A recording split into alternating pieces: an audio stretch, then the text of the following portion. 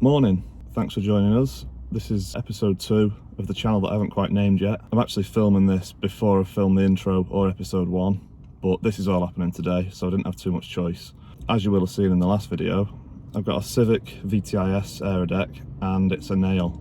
I've spotted one on Facebook, advertised.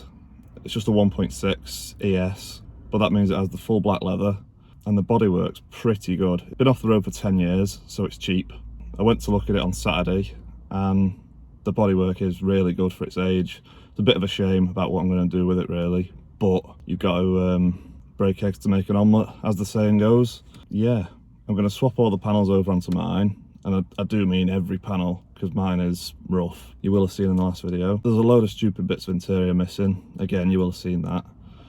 So I'm going to swap it all over, hopefully sell it on, because I don't really want to scrap. I hate scrapping cars.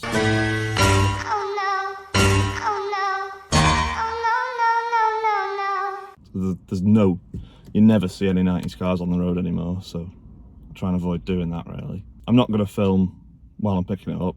I'm just going to go and sort the logbook out and the money now with the owner, and my mate Carl's going to pick it up this afternoon while I'm at work. So I'm currently in my girlfriend's Focus, the mighty 1.6 litre Beta, and it is the slowest car in the world. There's something up with it. I know it's not going to be the fastest thing ever because it's a 1.6 and it's meant to be 100 brake, but it's definitely not. It is sometimes, but not very often. It's more like about 50 or 60.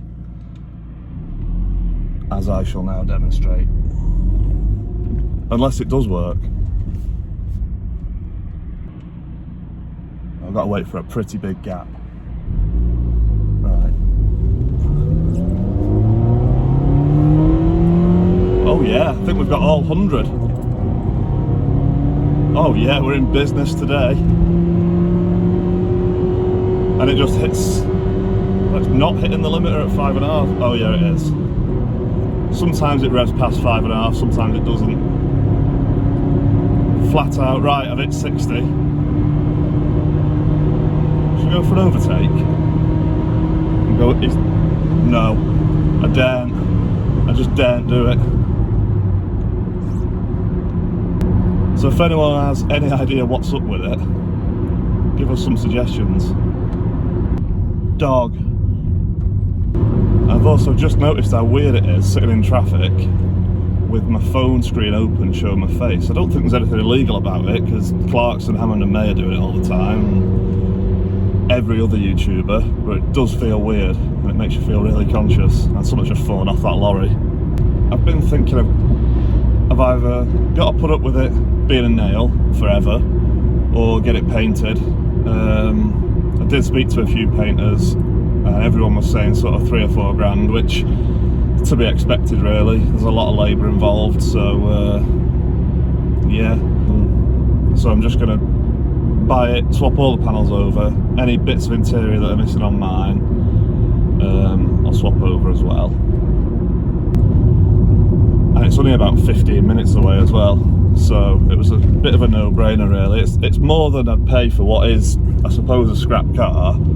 But for how much money it's going to save me, I think it's worth doing. I'm nearly at the guy's house now. I'm not going to film while I'm there because I don't know what he feels like about being on camera. So the next time you'll see me is when it's back and it's on my mum and dad's drive, and I'll probably do a bit of a walk around, compare the two, and probably start doing a bit of a swap. So I'll see you then.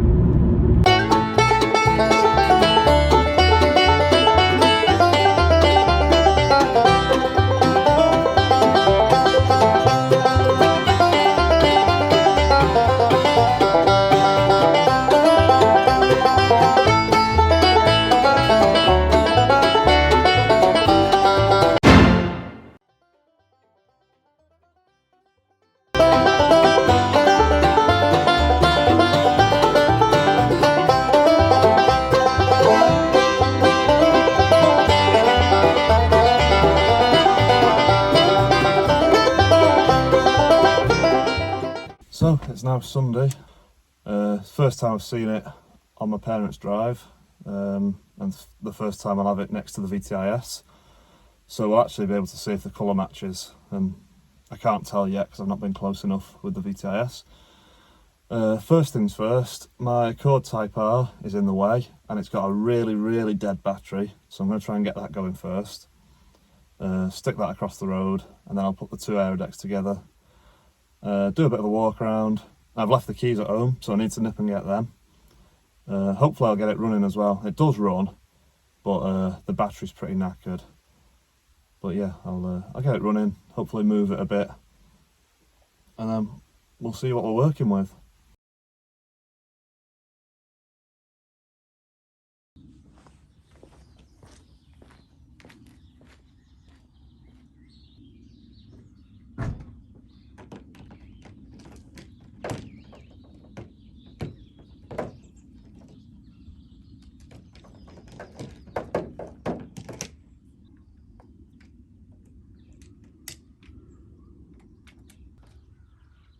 You all right?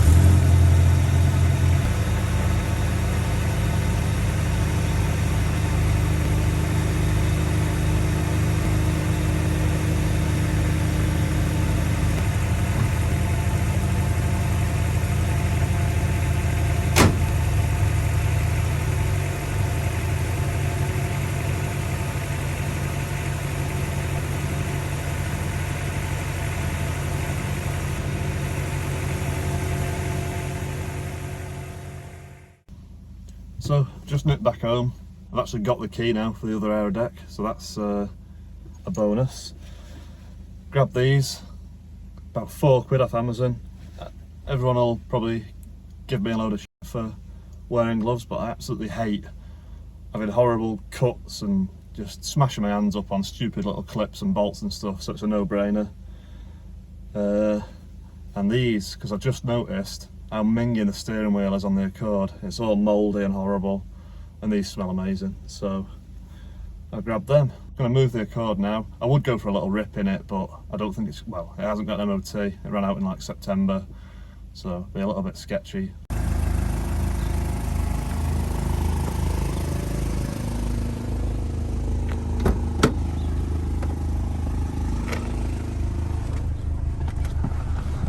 As you can see, this is getting near to 190k. It's been sat since the MOT ran out in September, so the steering wheel is, well, what's that? Coronavirus maybe? Oh, that is minging, isn't it? Proper festy, as Moog might say. So. Oh my God! What is that? I don't even think I want to be breathing that in, to be honest. That is minging. Ugh. The Accord's been running for a bit now. Well, 26 minutes, I guess, according to that. It's probably going to need a bit of jigging and poking to break the brakes off, because they're a bit rusted on. There's one gone.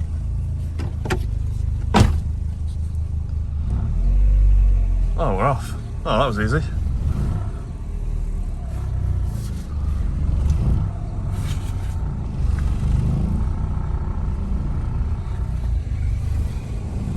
Driveline brakes do not sound good. Time to try and get this going. I don't reckon it'll start, but we'll have a go. Right, is it locked?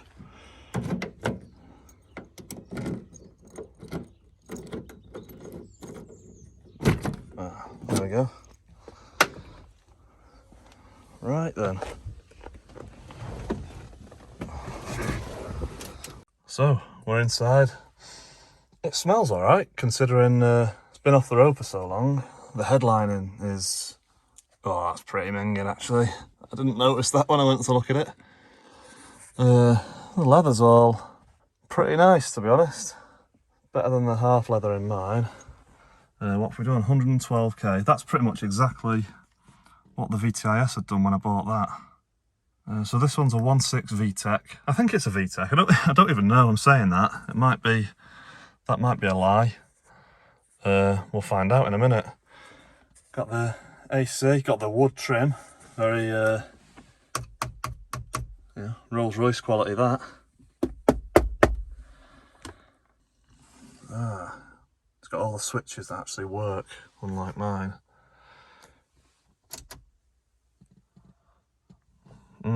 That's interesting. Flasher relay maybe. So should we see if it starts? I'm not holding out too much. Oh, I've got a little remote there for the stereo. Look at that. Oh, it's a bit festy in there. And that's... zoom in on that. What's that? Dog hair maybe? Yeah. Nice. Let's see. I can hear something in the back. Oh, it has got a CD changer. I think that's what I can hear. Shuffling something. Well, we've got dash lights at least. Right, we're in neutral. So, let's see.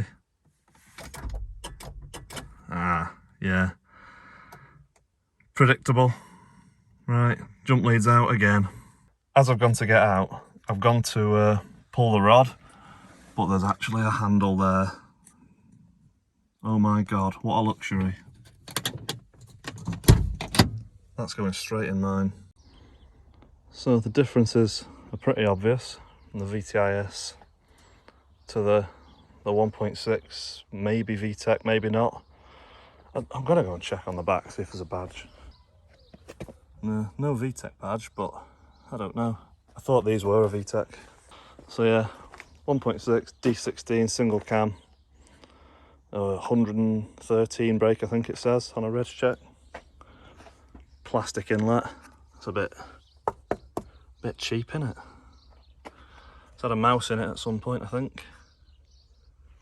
Apart from the actual engine, pretty much identical. All the aircon lines are the same. Power steering lines, rad.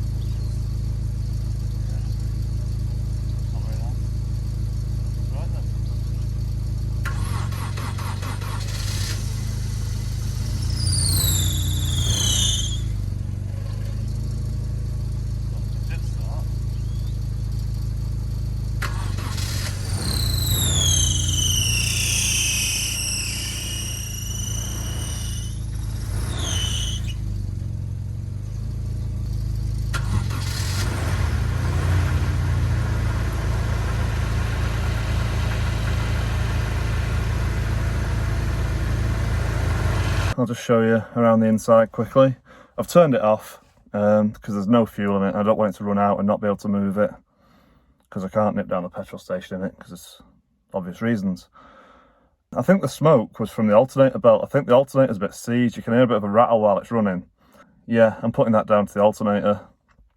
I mean, worst case, the bottom end's gone, but it's no big deal.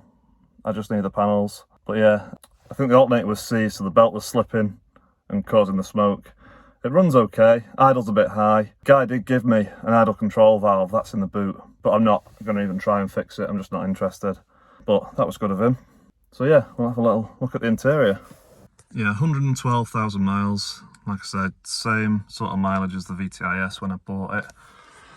Got the the wood trim. Alcantara door cards, they're pretty nice. Actually fancy them for the VTi-S. But this one's a little bit peely. Maybe I'll retrim them in some, I don't know, leather even maybe. Speaking of leather, the seats are pretty nice. Yeah, not bad at all then. Need a bit of a clean up. I think, well, the guy did have a dog. I'm assuming the dog's been in it at some point. And the rears are the same, a little bit shiny. Could do with a good clean up, but condition wise, they're pretty good to be honest. Headlining's festy as. That is just minging. Look at that. My head just touched that before. I wasn't too happy about. Yeah, all the switches are there, which aren't there on mine. Annoyingly, the one that was the LPG switch, that one, I'm not going to be able to swap over, so I'm going to have to eBay that, I think. Mine has that missing as well. That little cubby, I wonder if there's anything in it. Oh. Well, maybe that's the first thing I'm going to swap over. What have we got in here? Oh, hello.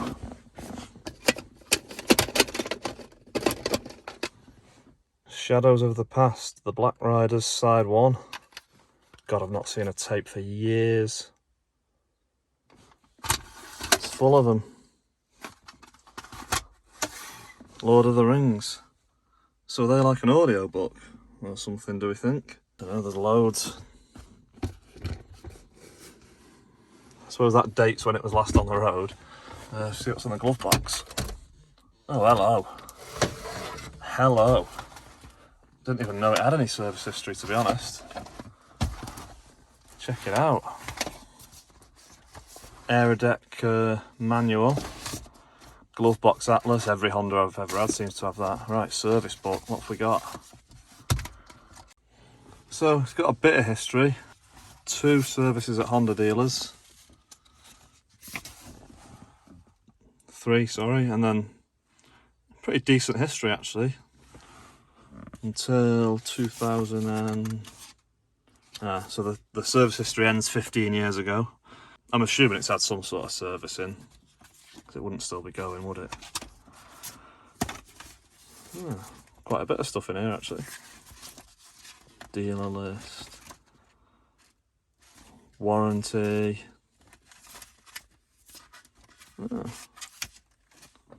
Oh, nice.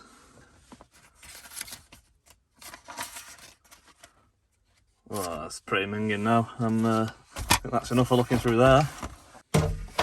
Bits and bobs. We'll try and do an exterior walk around. So you can see the lip kit that the VTi-S has over the standard lesser models. I've done the headlights grey and colour coded the grille to get rid of the chrome. Smaller plate, but other than that, that's how they come. Obviously, just that lip kit makes quite a big difference. Same thing at the back. So yeah, the standard one, no lip on the bumper, no mid-wing, and the VTi-S has them both. Makes it look pretty cool. Obviously bigger wheels on the VTi. They are just VTi wheels, not VTi-S ones, but see the difference there. So like I mentioned in the previous video, the test that I did when I went to buy it to check the colour was to match the filler cap. Now it wasn't sunny, so, but it looked pretty close, and to be fair, I think that's pretty good. Looks alright to me. We'll soon see when the panels are on anyway, if it's miles out. Okay, I think that's going to round off this episode. Just a quick one really, just to sort of give you all a first little look at the donor car that's hopefully going to tidy the VTi-S up quite a bit for not much money. I did have a walk around video of the 1.6, but unfortunately I think we've lost it, and I've started working on it now, so it's kind of pointless to do it now. So I'll just do a walk around of the VTi-S once everything's done, and you'll see the difference that it's made. If you're enjoying it, don't forget to subscribe, comment below any suggestions or feedback, and I'll see you next time. Thanks for watching.